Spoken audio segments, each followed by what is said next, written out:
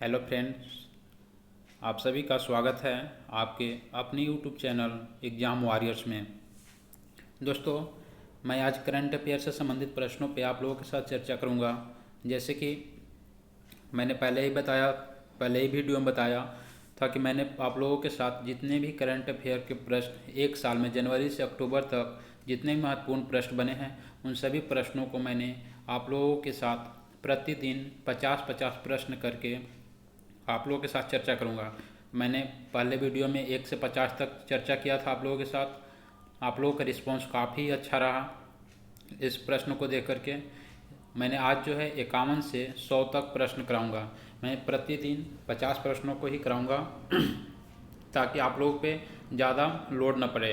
तो मैंने ये जितने भी प्रश्न हैं, ये सभी प्रश्न आपको किसी भी प्रतियोगी परीक्षाओं के लिए काफ़ी ही महत्वपूर्ण होने वाला है। चाहे किसी भी एग्ज़ाम की तैयारी करते हैं आप, जिस एग्ज़ाम में करंट अफेयर से संबंधित प्रश्न पूछे जाते हैं, उन सभी प्रश्न परीक्षाओं के लिए ये प्रश्न काफ़ी महत्वपूर्ण हैं। खास करके आपको बिहार दरोगा और बीपीएससी में, ये बिहार दरोगा में पिछली बार की बात करें 2446 जिसमें वैकेंसी थी, उसमें आपको 30 प्रश्न करंट अफेयर से संबंधित पूछे गए थे। तो आपको 30 प्रश्न, आप किसी भी सब्जेक्ट को पढ़ते हैं तो आपको 30 प्रश्न नहीं मिलते हैं, लेकिन आप एक करंट अफेयर को जो है एक ऐसा टॉपिक है जिस पे अगर मेहनत कर देते हैं, खास करके आप लास्ट में 15-20 दिन, तो आप यहाँ से अधिक प्रश्नों को आप सही कर सकते हैं। तो मैंने उसी को देखते हुए करंट अफेयर पे आप लोगों को जोड़ दिया हूँ कि आप ज़्यादा से ज़्यादा जो है इस चीज़ को कर सके। और पढ़ते तो सब लोग हैं, लेकिन लास्ट में रिवीजन कितना करते हैं आप, उस पर डिपेंड करता है। तो आप लास्ट में रिवीजन ज़रूर करें, क्योंकि लास्ट का 1 महीने में जो पढ़ाई होता है वो एग्ज़ाम के पॉइंट ऑफ व्यू से काफ़ी महत्वपूर्ण होता है। तो आइए हम लोग देखते हैं आज प्रश्नों को। 51 से 100 तक प्रश्नों को देखेंगे और सभी प्रश्नों को हम जितना ज़्यादा से ज़्यादा हो सकेगा कम से कम समय में सभी प्रश्नों पर चर्चा करेंगे। तो आइए देखते हैं प्रश्नों को।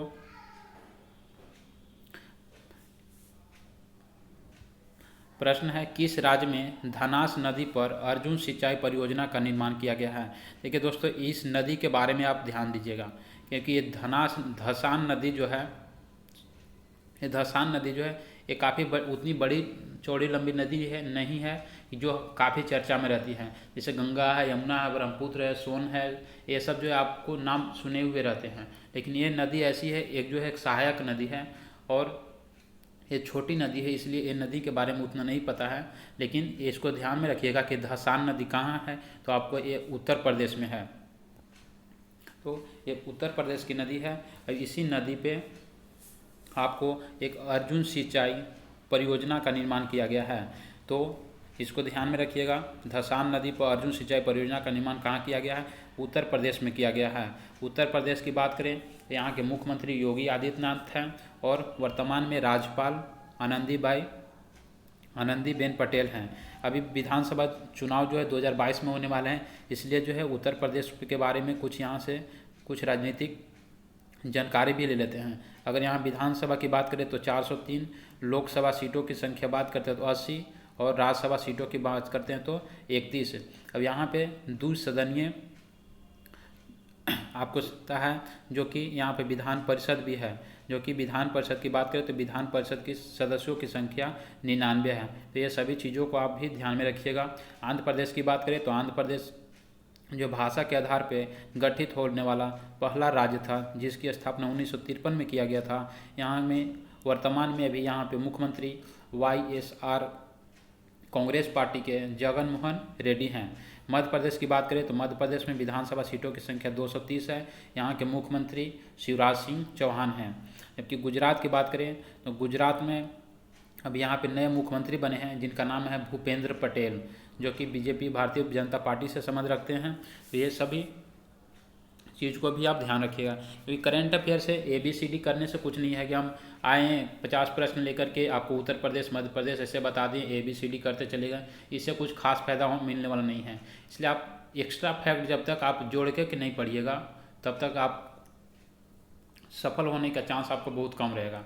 आप किसी भी चीज़ को रिलेट करके पढ़िए। आप एक घटना को, वहाँ के जितने भी घटना होते हैं उससे जो है उसको रिलेट कर दिए कि हाँ यहाँ पर इस घटना हुआ था, तो आपको हमें इस पर बहुत सारी चर्चा की जा सकती है, लेकिन कम समय में जो है ज़्यादा बड़ा वीडियो न बने, इसलिए मैंने महत्वपूर्ण चीज़ों को ही जो है बताता हूँ। अगला प्रश्न देखते हैं। दिव्यांगजनों को इंफ्रास्ट्रक्चर से जुड़ी समस्याओं के समाधान हेतु हाल ही में किस ऐप को लॉन्च किया गया है? ये दिव्यांग लोग के लिए किया गया है। मीन्स वैसे व्यक्ति जिनके पैर, हाथ या किसी भी अंग जो है उस तरह सही ढंग से काम नहीं करते हैं, तो उसके लिए एक ऐप लॉन्च किया गया है जो उनको मदद करेगा, जिसका नाम है सुगम्य भारत ऐप। अगला प्रश्न है, 1 मार्च से 7 मार्च 2021 के बीच अंतर्राष्ट्रीय योग महोत्सव का आयोजन कहाँ किया गया? तो योग महोत्सव के बारे में जानते हो। योग की बात करें तो योग दिवस जो है आपको 21 जून को मनाया जाता है। प्रतिवर्ष 21 जून को योग दिवस के रूप में मनाया जाता है। योग की बात करें तो विश्व में प्रथम योग यूनिवर्सिटी थी, वो आपको मुंगेर में स्थापित की गई थी, जो वर्तमान में भी कार्यरत है। जबकि एक अभी करंट से रिलेटेड प्रश्न है कि योग यूनिवर्सिटी जो है भारत के अलावा विदेशों में, मीन्स भारत के बाहर जो है योग यूनिवर्सिटी की स्थापना कहाँ किया गया है? तो आपको अमेरिका के लॉस एंजिल में किया गया है। लॉस एंजिल अमेरिका में किया गया है। जिसका नाम की बात करें तो इस यूनिवर्सिटी का नाम क्या है? तो स्वामी विवेकानंद योग यूनिवर्सिटी नाम रखा गया है उसका। तो आपको योग दिवस हो गया, 21 जून को मनाया जाता है। यहाँ प्रश्न था कि योग महोत्सव का आयोजन जो है 2021 में कहाँ गया? तो आपको ऋषिकेश उत्तराखंड में किया गया है। अगला प्रश्न है, हाल ही में भारतीय भूवैज्ञानिक सर्वेक्षण ने किस राज्य में वेनेडियम के भंडार की खोज की है? तो वेनेडियम की भंडार की खोज आपको अरुणाचल प्रदेश में किया गया है। अरुणाचल प्रदेश भारत का पूर्वी राज्य है। इसको पहले नेफा के नाम से जाना जाता था। आपको बिहार दरोगा बात करें तो 1717 जो वैकेंसी थी उसके मेंस में ये प्रश्न पूछा गया था कि नेफा का फुल फॉर्म क्या है?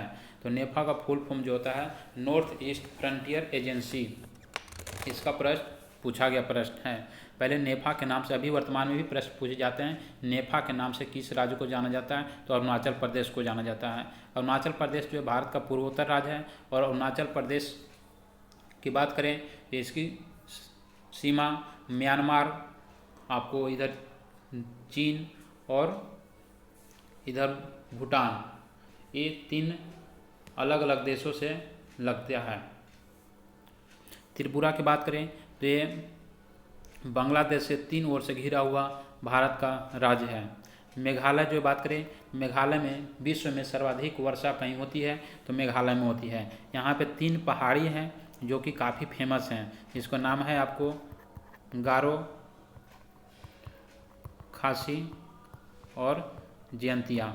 सर्वाधिक वर्षा, अब प्रश्न वैसे नहीं पूछे जाते, पहले प्रश्न पूछे जाते हैं कि विश्व में सर्वाधिक वर्षा कहाँ होती है? तो मासिनराम मेघालय में होती है। लेकिन अब जो है पूछा जाता है किस पहाड़ी पर होती है?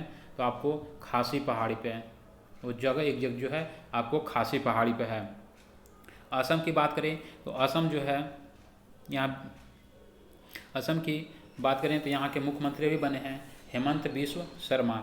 असम जो है पूर्वोत्तर 7 सिस्टर का एक ऐसा राज्य है जो सभी 7 सिस्टर में जितने भी 7 राज्य हैं, एक राज्य तो आपका असम आ गया, बच्चे कितने? 6 राज्य, 6 राज्यों से अपनी सीमा बनाती है।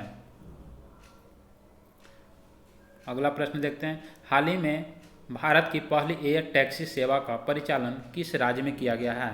तो आपको एयर टैक्सी सेवा मीन्स टैक्सी मीन्स वैसे मतलब 2-4 लोगों को लेकर के एक स्थान से दूसरे स्थान तक जो उड़ान भर सकती है, तो ये आपको किया गया है हरियाणा में किया गया है। एग्जैक्ट अगर जगह की बात करें तो आपको ये पहली बार हिसार से चंडीगढ़ के बीच चलाया गया था। तो भारत की पहली एयर टैक्सी सेवा का परिचालन हरियाणा के हिसार से चंडीगढ़ में किया गया था। उत्तराखंड की बात करें तो उत्तराखंड, इसकी स्थापना 9 नवंबर 2000 को किया गया था। हरियाणा, इसकी स्थापना पंजाब को, हरियाणा के भी जो है स्थापना आपको भाषा के आधार पर ही किया गया था, जो कि पंजाब से अलग करके 1966 में एक स्वतंत्र राज्य के रूप में स्थापित किया गया था। हाल ही में किस राज्य में भारत का पहला वन चिकित्सा केंद्र शुरू किया गया है? तो वन चिकित्सा केंद्र की शुरुआत आपको उत्तराखंड में ही किया गया है। उत्तराखंड में और सारी कई योजनाएं चलाई जा रही हैं, जैसे पॉलिनेटर पार्क, क्रिप्टोजेनिक पार्क, ये सब भी उत्तराखंड में ही आपको स्थापित किया गया है। यहाँ के मुख्यमंत्री की बात करें तो यहाँ के मुख्यमंत्री अभी हैं पुष्कर सिंह धामी, जो कि नया ही मुख्यमंत्री यहाँ पे बनाए गए हैं। छत्तीसगढ़ की बात करें, छत्तीसगढ़ की स्थापना 1 नवंबर 2000 को किया गया था, जबकि यहाँ के मुख्यमंत्री वर्तमान में भूपेश बघेल हैं, जो भारतीय राष्ट्रीय कांग्रेस पार्टी से संबंध रखते हैं। छत्तीसगढ़ की विधानसभा की बात करें, यहाँ विधानसभा सीटों की संख्या 90 है। अगला प्रश्न है दोस्तों, मैं एक चीज़ और आप लोगों से कहना चाहता हूँ कि आप लोगों को अगर ये वीडियो अच्छा लगता है तो आप लोग शेयर करें और लाइक ज़रूर करें। शेयर और लाइक के लिए आपको अलग से कोई समय नहीं निकालना पड़ता है, इसलिए आप इतना तो ज़रूर कर सकते हैं हमारे लिए कि आप शेयर और लाइक ज़रूर कर सकते हैं। अगर आप नए हैं इस चैनल पे तो आप चैनल को सब्सक्राइब कर लीजिए, ताकि कोई भी नोटिफिकेशन आपको आसानी से आपके तक जल्दी से जल्दी पहुंच सके। तो देखते हैं प्रश्नों को। भारत ने किस देश के साथ मिलकर वर्ष 2021 को पर्यावरण वर्ष के रूप में मनाने का निर्णय लिया है? भारत सरकार ने किस देश की सरकार के साथ 2021 को पर्यावरण वर्ष के रूप में मनाने का निर्णय लिया है? तो आपको ये फ्रांस सरकार के साथ। फ्रांस की बात करें तो यहाँ के जो है यहाँ के प्रधानमंत्री एनुअल मैक्रोन हैं। प्रधानमंत्री नहीं, सॉरी, यहाँ के राष्ट्रपति जो है एनुअल मैक्रोन है। फ्रांस जो है एक यूरोपियन कंट्री है। फ्रांस से हमारा भारत का जो है बहुत अच्छा रिश्ता रहता है। फ्रांस से ही हमारे जो है देश में एक राफेल विमान का नाम सुने होंगे। राफेल विमान जो है फ्रांस से ही खरीदा गया था, जो कि राफेल जो विमान बनाया गया है वो कंपनी के नाम बात करें तो दसॉल्ट कंपनी के द्वारा बनाया गया है। जापान की बात करें तो पोकिदो काशिदा यहाँ पे अभी नए प्रधानमंत्री बने हैं। मॉरिशस की बात करें तो मॉरिशस से भी एक अभी अच्छा प्रश्न बनता है करंट अफेयर से, कि भी यहाँ पे भी समुद्र में तेल रिसाव हुआ था, जिसके कारण पर्यावरण आपातकाल लागू किया गया था। ये आपातकाल जो है कई देशों के द्वारा लागू किया गया है, लेकिन हर एक तरह के आपातकाल, जैसे सैन्य आपातकाल की बात करें तो आपको म्यांमार में लगाया गया था। पर्यावरण आपातकाल की बात करें तो आपको मॉरिशस में लगाया गया था। उसी तरह से खाद्य आपातकाल की बात करें तो खाद्य आपातकाल श्रीलंका में लगाया गया है। तो ये कई तरह के आपातकाल हैं, आप लोग एक जगह नोट डाउन कर लीजिए ताकि पढ़ने में आसानी हो। तो आपको ये आंसर हो जाएगा फ्रांस। अगला प्रश्न है, हाल ही में डॉक्टर वी शांता का निधन हो गया, उनका संबंध किस क्षेत्र से है? तो ये एक जो थे चिकित्सा, इनका संबंध डॉक्टर के क्षेत्र से था, जो चिकित्सक थे। अगला प्रश्न, देश भर में 50 लाख से अधिक आबादी वाले राज्यों की श्रेणी में टीबी उन्मूलन कार्यक्रम प्रोग्रामेटिक इंटरवेंशन में किस राज्य को प्रथम स्थान दिया गया है? जैसे देखो टीबी क्या है? टीबी जो होता है बैक्टीरिया से होने वाली बीमारी है, और टीबी जो होता है वायरल डिजीज है, मीन्स एक व्यक्ति से दूसरे व्यक्ति में फैलने वाला है। जो भी कभी व्यक्ति जो टीबी से ग्रसित है वो अगर खांसता है तो उससे मुंह से जो है बैक्टीरिया बाहर की ओर निकलते हैं। अगर उसके संपर्क में जो व्यक्ति आता है तो वो भी उससे ग्रसित हो जाता है। तो टीबी को जो है टीबी पर जो है अच्छे कार्य करने के लिए सबसे अच्छा प्रदर्शन किस राज्य का रहा है? तो आपको हिमाचल प्रदेश का रहा है। हिमाचल प्रदेश की बात करें तो हिमाचल प्रदेश के मुख्यमंत्री अभी जयराम ठाकुर हैं। भारत सरकार का ये लक्ष्य है कि टीबी को उन्मूलन मीन्स टीबी को पूरी तरह से 2025 तक भारत से समाप्त कर दिया जाएगा। जबकि पूरे वर्ल्ड की बात करें तो पूरे वर्ल्ड से टीबी का उन्मूलन का लक्ष्य 2030 रखा गया है। उसी तरह से जो है और सारी, जैसे मलेरिया उन्मूलन 2030 रखा गया है, एड्स का उन्मूलन 2030 तक लक्ष्य रखा गया है। तो ये सब भारत सरकार का लक्ष्य है, इस समय तक आते आते टीबी को समाप्त कर देना है। अगला प्रश्न है, 26 मार्च 2021 को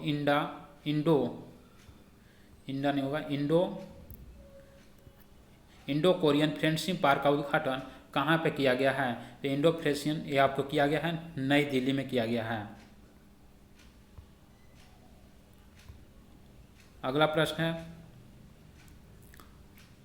WWE द्वारा किस भारतीय रेसलर को हॉल ऑफ फेम 2021 में शामिल किया गया है? तो आपको किया गया है द ग्रेट खली को किया गया है। सुशील कुमार की बात करें तो आपको एक क्या थे, कुश्ती। बजरंग पुनिया भी, इनका संबंध भी कुश्ती से है। DRDO द्वारा विकसित सिंधु नेत्रा उपग्रह को इसरो द्वारा किस स्थान से लॉन्च किया गया है? तो किसके द्वारा बनाया गया है? इसरो के द्वारा बनाया गया है। और इसको प्रक्षेपित करने का काम कौन करता है? इसरो के द्वारा किया गया है। तो ये कहाँ से किया गया है? तो ये आंध्र प्रदेश श्रीहरिकोटा से किया गया है। भारत का जितने भी किसी भी सेटेलाइट का प्रक्षेपण किया जाता है तो श्रीहरिकोटा प्रक्षेपण केंद्र आंध्र प्रदेश से किया जाता है। इसरो की बात करें तो इसकी स्थापना 15 अगस्त 1969 को किया गया था। जबकि DRDO की बात करें तो DRDO की स्थापना 1958 में किया गया था। इसरो के वर्तमान में अध्यक्ष जो है के सिवान है, जबकि DRDO के अध्यक्ष जी सतीश रेड्डी हैं। किस वर्ष तक भारत सरकार ने ब्रॉडगेज मार्गों पर 100% विद्युतीकरण का लक्ष्य निर्धारित किया है? मीन्स जितने भी ब्रॉडगेज हैं, 3 प्रकार के गेज ऐसे चलते थे यहाँ पे पहले, ब्रॉडगेज, मीटर गेज और एक और गेज चलता था, ब्रॉड गेज, मीटर गेज, एक नैरो गेज। ठीक है, तो ब्रॉड गेज का जो बात करें तो इसकी लंबाई होती थी 6.67 मीटर। इसकी जो 2 पटरियों के बीच की चौड़ाई होती थी इतना होती। मीटर गेज की 1 मीटर होती थी।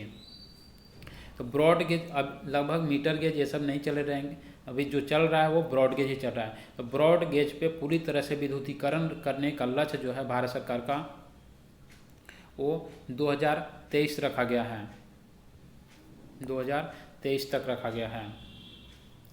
हाल ही में भारतीय मूल के 12 वर्षीय शतरंज खिलाड़ी दुनिया के सबसे युवा ग्रैंड मास्टर बन गए हैं। इसको सुधार कर लीजिएगा, दुनिया के सबसे युवा। देखिए यहाँ देखिए भारत के नहीं हैं लेकिन भारतीय मूल के हैं। इनका उम्र की बात करें तो 12 वर्ष है। इनका नाम क्या है? तो अभिमन्यु मिश्रा। भारतीय मूल की अमेरिकी नागरिक हैं, USA की नागरिक हैं, जो कि दुनिया के सबसे युवा ग्रैंड मास्टर बन गए हैं। अगर भारत के सबसे युवा ग्रैंड मास्टर की बात करें तो भारत के सबसे युवा ग्रैंड मास्टर हैं डी गुकेश।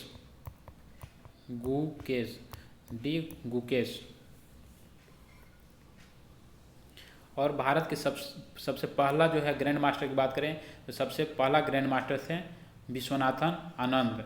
जबकि महिला में बात करें तो महिला में पहला थे विजयालक्ष्मी। फरवरी 2021 में एशिया के सबसे बड़े एयर शो एरो इंडिया 2021 का आयोजन कहाँ किया गया है? एशिया का सबसे बड़ा, ध्यान में रखिएगा, एशिया का सबसे बड़ा एयर शो किया गया है। ये कहाँ पे किया गया है? तो आपको बंगलुरु में किया गया था। अगला प्रश्न है, किस CRPF महिला कर्मियों की टुकड़ी को पहली बार विशेष कमांडो फोर्स कोबरा में शामिल किया गया है? तो आपको इसमें बटालियन का नाम बताना है, जिसकी 34वीं बटालियन जो है इसमें CRPF महिला कर्मियों में पहली बार विशेष कमांडो फोर्स में शामिल हुई है, जिसको कोबरा बटालियन बोलते हैं। इसमें पुरुष ही केवल पहले शामिल होता था, लेकिन अब CRPF की 34वीं महिला बटालियन को भी इसमें शामिल किया गया है। CRPF की बात करें तो CRPF की स्थापना 1939 में किया गया था। इसकी हेडक्वार्टर नई दिल्ली में स्थित है। 2021-22 का आर्थिक सर्वेक्षण निम्न में से किसे समर्पित है? तो इस पे ऑप्शन पर देखिए किसको समर्पित है। तो किसानों को नहीं, दुकानदारों को, सैनिकों को, कोरोना वारियर्स को। मीन्स कोरोना बीमारी में जितने भी लोग, वैसे लोग जो इसमें आगे बढ़ कर के काम किए हैं, वर्कर लोग, जैसे हेल्थ वर्कर हो गया, सफाई कर्मी हो गया, इन सभी लोगों को ये जो है समर्पित किया गया है। 2021-22 का बजट की बात करें तो ये जो है 6 स्तंभों पर प्रश्न पूछ सकता है। 2021-22 का बजट जो है कितने स्तंभों पर आधारित है? तो आपको 6 स्तंभों पर आधारित है। इसमें जो है शिक्षा पे जो है विशेष करके ध्यान दिया गया है कि बोला गया है कि भारत की जो GDP है, ग्रोस ग्रॉस डोमेस्टिक प्रोडक्ट, इसकी 6% शिक्षा पे खर्च करने का लक्ष्य रखा गया है। अब इस पर देखते हैं भारत सरकार कितनी अमल करती है, सफल होती है नहीं होती है, लेकिन लक्ष्य रखा गया है कि जीडीपी का 6% भाग आपको शिक्षा पे खर्च करने का लक्ष्य रखा गया है। किस मंत्रालय द्वारा पोषण सुरक्षा के उद्देश्य से आहार क्रांति मिशन की शुरुआत की गई है? आहार क्रांति मिशन की शुरुआत स्वास्थ्य और परिवार कल्याण मंत्री के द्वारा किया गया है। जबकि स्वास्थ्य मंत्री की बात करें तो स्वास्थ्य मंत्री मनसुख मांडविया हैं। कृषि मंत्री की बात करें तो कृषि मंत्री नरेंद्र सिंह तोमर हैं। अगला प्रश्न है, भारत का पहला वर्टिकल टावर फॉरेस्ट जिसका नाम है माना फॉरेस्ट, इसको ध्यान रखिएगा, माना फॉरेस्ट कहाँ बनाया गया है? तो माना फॉरेस्ट जो है आपको कर्नाटक के बंगलुरु में बनाया गया है। 22 मार्च 2021 को मनाए गए विश्व जल दिवस का थीम क्या है? प्रत्येक वर्ष 22 मार्च को विश्व जल दिवस, जबकि 22 अप्रैल की बात करें तो विश्व पृथ्वी दिवस के रूप में मनाया जाता है। तो यहाँ पर पूछ रहा है कि 22 मार्च को विश्व जल दिवस का थीम क्या है? इसका थीम था valuing water. Valuing water, option number 2। पर्यटन को बढ़ावा देने के उद्देश्य से देश का पहला स्की पार्क किस राज्य के शासित प्रदेश में स्थापित किया गया है? तो ये आपको किया गया है हिमाचल प्रदेश। हिमाचल प्रदेश की बात करें तो ये हिमाचल प्रदेश के कुफरी में किया गया है। इसको ध्यान में रखिएगा, कोई जरूर नहीं कि आपको ऐसे राज्य पूछे, जगह भी पूछ सकता है। तो हिमाचल प्रदेश के कुफरी में किया गया है। हाल ही में राष्ट्रपति रामनाथ कोविंद द्वारा किसे बैटन ऑफ द ऑनर से सम्मानित किया गया है? बैटन ऑफ द ऑनर से सम्मानित राष्ट्रपति के द्वारा किरण बेदी को किया गया है। किरण बेदी की बात करें, भारत की प्रथम महिला आईपीएस जो थी वो किरण बेदी थी। अगला प्रश्न है, नेशनल इंस्टीट्यूट ऑफ ओशनोग्राफी द्वारा किस महासागर में पहली बार जीनोम मैपिंग परियोजना की शुरुआत की जाएगी? इसकी शुरुआत हिंद महासागर में की जाएगी।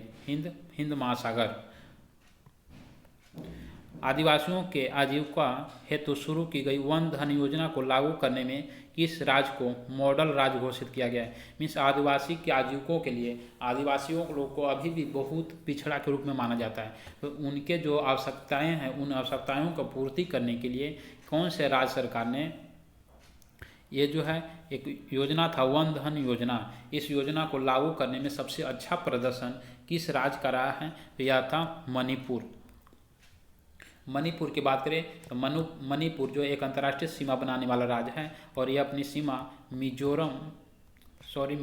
सीमा म्यांमार से अंतर्राष्ट्रीय सीमा बनाती है। अगला प्रश्न है, हाल ही में केंद्र सरकार ने खाद्य सुरक्षा के लाभार्थियों की सुविधा में विस्तार के लिए किस ऐप को लॉन्च किया है? तो आपको खाद्य सुरक्षा से संबंधित ऐप था जिसका नाम था मेरा राशन ऐप। अगला प्रश्न, नीति आयोग द्वारा जारी इंडिया इनोवेशन इंडेक्स 2.0 मीन्स ये दूसरा बार जो जारी किया गया है 2020 में किस राज्य को प्रथम स्थान हासिल हुआ है? तो इसमें प्रथम स्थान पर रहा है आपको कर्नाटक। नीति आयोग की बात करें तो नीति आयोग की घोषणा योजना आयोग के स्थान पर किया गया था। योजना आयोग की स्थापना 15 मार्च 1950 को किया गया था, जबकि नीति आयोग की घोषणा 15 अगस्त 2014 को प्रधानमंत्री नरेंद्र मोदी द्वारा लाल किले से किया गया था। जबकि इसकी स्थापना की बात करें तो नीति आयोग की स्थापना 1 जनवरी 2015 को किया गया था। घोषणा किया गया था 14 को, लेकिन स्थापना किया गया था 2015 को। नीति आयोग आपको योजना आयोग के स्थान पे कार्य कर रही है। जिसके अध्यक्ष की बात करें तो ये योजना आयोग के अध्यक्ष जो प्रधानमंत्री होते थे वही नीति आयोग के भी अध्यक्ष प्रधानमंत्री ही होते हैं। हाल ही में चर्चा में रहा भाविनी पटेल का संबंध किस खेल से है?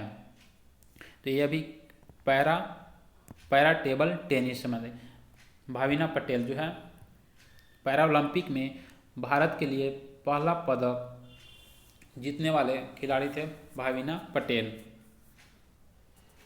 किसानों की आय दोगुनी करने के उद्देश्य से किस राज्य सरकार द्वारा किसान कल्याण मिशन की शुरुआत की गई है? भारत सरकार का प्रधानमंत्री मोदी का ही ये लक्ष्य था 2022 तक सभी किसानों की आय को दोगुना करना, लेकिन वैसा दिख कुछ नहीं रहा है कि आय किसानों की दोगुनी हो गई। बिल्कुल आय तो वही कि वही है, उसके अलावा जो भी खर्चे थे यानी महंगाई जो थी वो काफ़ी बढ़ गई है। चाहे तेल को ले लीजिए या खाद को ले लीजिए, इसका सब चीज़ की महंगाई बढ़ गई है, लेकिन आय में उनके कोई खास प्रभाव नहीं पड़ा। तो इसमें अभी एक किसान कल्याण मिशन की शुरुआत किया गया है, यह को उत्तर प्रदेश सरकार के द्वारा किया गया है। हाल ही में परशुराम कुंड मेला का आयोजन किस राज्य में किया गया है? परशुराम आपको किया गया है अरुणाचल प्रदेश में। अरुणाचल प्रदेश पे तो चर्चा किए ही। सिक्किम की बात करें तो सिक्किम को जो भारत में 36वां संविधान संशोधन 1975 के द्वारा पूर्ण राज्य का दर्जा देकर भारत में इसको शामिल कर लिया गया। ऐसे भारत में राज्य का दर्जा सिक्किम को 35वां संविधान संशोधन 1974 के द्वारा ही दिया गया था। पश्चिम बंगाल की बात करें तो यहाँ के मुख्यमंत्री ममता बनर्जी हैं, जो कि लगातार तीसरी बार यहाँ की मुख्यमंत्री बनी है। हाल ही में किस राज्य में फ्रूट केक आंदोलन चर्चा में रहा? फ्रूट केक आंदोलन ये जो है महाराष्ट्र, इसका आंदोलन का संबंध जो था महाराष्ट्र क्षेत्र से था। हाल ही में किस राज्य सरकार ने भांग की व्यावसायिक खेती को अनुमति देने की घोषणा की है? किस राज्य सरकार ने भांग की खेती को अवैध अब घोषित नहीं करेगा? यहाँ जो है लोगों को भांग की खेती करने के लिए अनुमति दे दी गई है। तो आपको हिमाचल प्रदेश में और कई सारी खेती को जो है करने के लिए बढ़ावा दिया गया है। जैसे ये तो आपको भांग की खेती हो गया। अब दालचीनी की पूछा जाएगा भी आपसे, दालचीनी की खेती करने वाला पहला भारतीय राज्य कौन है? तो हिमाचल प्रदेश है। साथ साथ आपको हींग की खेती भी पूछा जाएगा कि हींग की खेती करने वाला भारत का पहला राज्य, तो आपको हिमाचल प्रदेश भी होगा। साथ साथ आपको यहाँ पे और सारी कई खेती जैसे मोंग फ्रूट की खेती भी करने वाला भारत का पहला राज्य हिमाचल प्रदेश है। मोंग फ्रूट जो होता है ये काफ़ी मीठा होता है, चीनी से लगभग कितना 300 या 500 गुना जो अधिक होता है मीठा ये। अगला प्रश्न है, किस देश ने पहली बार पानी के अंदर स्पेस टेलीस्कोप को स्थापित किया है जो न्यूट्रिनो की खोज करेगा? तो ये आपको किया गया है रूस के द्वारा। हाल ही में पदार्थ की 5वीं अवस्था की खोज कहाँ की गई जो मानव निर्मित है? इस पदार्थ की 5वीं अवस्था की खोज की गई है जो कि मानव निर्मित मीन्स मानव के द्वारा निर्माण किया गया है। तो यह किया गया है अंतर्राष्ट्रीय स्पेस स्टेशन में, अंतर्राष्ट्रीय स्पेस स्टेशन में किया गया है। अगला प्रश्न है, के बिरला फाउंडेशन द्वारा किस मराठी उपन्यासकार को सरस्वती सम्मान 2020 प्रदान करने की घोषणा की गई है? ये ध्यान में क्या है कि ये क्या है? तो मराठी उपन्यासकार हैं। तो ये कौन से हैं? शरद कुमार लिम्बाले। शरद कुमार लिम्बाले। तो इसका सही उत्तर होगा आपको शरद कुमार लिम्बाले। अगला प्रश्न है, हाल ही में IUCN ने किस संकटग्रस्त प्रजाति को रेड लिस्ट की सूची में शामिल किया है? तो रेड लिस्ट की सूची में आपको शामिल किया गया है अफ्रीकी हाथी को। IUCN की बात करें, IUCN जो है वैसे प्रजातियों की लिस्ट जारी करती है जो संकटग्रस्त होने की कगार पे हैं। तो इसका मुख्यालय की बात करें तो इसका मुख्यालय स्विट्जरलैंड में स्थित है। अगला प्रश्न है, किस राज्य या केंद्र शासित प्रदेश की सरकार ने देशभक्ति बजट पेश किया है? तो ये देशभक्ति बजट पेश करने वाला पहला राज्य केंद्रशासित प्रदेश जम्मू कश्मीर है, सॉरी दिल्ली है। दिल्ली की मुख्यमंत्री आपको अरविंद केजरीवाल, जबकि यहाँ की उपराज्यपाल अनिल बैजल हैं। दिल्ली की बात करें तो दिल्ली में विधानसभा सीटों की संख्या 70, जबकि लोकसभा सीटों की संख्या 7 तथा राज्यसभा सीटों की संख्या 3 है। दिल्ली जो है आपको रायसीना की पहाड़ी पर स्थित है। जून 2021 में IMF द्वारा जारी आंकड़े के अनुसार विदेशी मुद्रा भंडार में भारत का स्थान कैवां है? तो इसमें भारत का स्थान चौथा है, जबकि आप लोग पूछिएगा चौथा है तो पहला पे कौन है? तो पहला पे आपको चीन है। इसरो ने किस अंतरिक्ष एजेंसी के सहयोग से पृथ्वी प्रणाली वेधशाला विकसित करने का निर्णय लिया है? इसरो जो है भारत की संस्था है और भारत की संस्था जो है अमेरिका की नासा के साथ मिलकर के ये वेधशाला विकसित करने का घोषणा किया है। इसरो की बात करें तो इसरो की स्थापना 15 अगस्त 1969 को हुआ था, जबकि नासा की बात करें तो 1958 को किया गया था। जक्सा जो है ये जापान की स्पेस एजेंसी है। किस देश के भूवैज्ञानिक ने पृथ्वी पर 1.6 बिलियन वर्ष पुराने पानी की खोज की है? तो आपको ये किया गया है कनाडा के वैज्ञानिकों के द्वारा किया गया है। कनाडा की बात करें तो यहाँ पे भी हाल ही में प्रधानमंत्री बने हैं जिनका नाम है जस्टिन ट्रूडो। कनाडा एक उत्तरी अमेरिका में स्थित देश है। कोविड-19 के कारण भारतीय अर्थव्यवस्था में किस प्रकार की रिकवरी की अनुसार आर्थिक सर्वेक्षण 2020-21 में लगाया गया है? ये आपको इसकी शेप का बात कर रहा है तो शेप जो है आपको भी आकार की शेप का अनुमान लगाया गया है। जैसे भी क्या होता है, भी ऐसे होता है, पहले क्या था अर्थव्यवस्था जो काफ़ी तेज़ी से चल रही थी कोविड आने से पहले। कोविड जैसे ही आया पूरी दुनिया में लॉकडाउन हो गया। एक केवल इंडिया ही नहीं पूरे दुनिया में लॉकडाउन हो गया। जितने भी फैक्ट्रियाँ थे, जितने भी मजदूर कारगर काम करने वाले थे सभी जो है ठप पड़ गए। तो जैसे ही ये अर्थव्यवस्था जी थी वो रफ्तार में चल रही थी और रफ्तार क्या हो गया, धीमे धीमे वो अचानक जो है लो हो गया, जीरो पर आ गया। अब जीरो पर आ गया तो अब फिर से जैसे ही लॉकडाउन खुला वहाँ से फिर भी जो उद्योग धंधे काम काज सब जो शुरू हो गए तो फिर से अब शुरू हो रहे हैं। तो फिर से ये धीरे धीरे क्या हो गया, अब फिर से पटरी पा रहा है, धीरे धीरे यह अर्थव्यवस्था बढ़ रहा है। तो इसी के लिए जो है इसका जो है आकार कैसा है, भी आकार की। पहले लॉक पूरा डाउन हुआ, अब धीरे धीरे बढ़ रहा है। तो ये भी आकार की, इसको ध्यान में रखिएगा। आर्थिक समीक्षा 2020-21 में उल्लेखित ए माइंड विदाउट फियर का संबंध निम्न में से किससे है? तो आपका यह है रविंद्रनाथ टैगोर से है।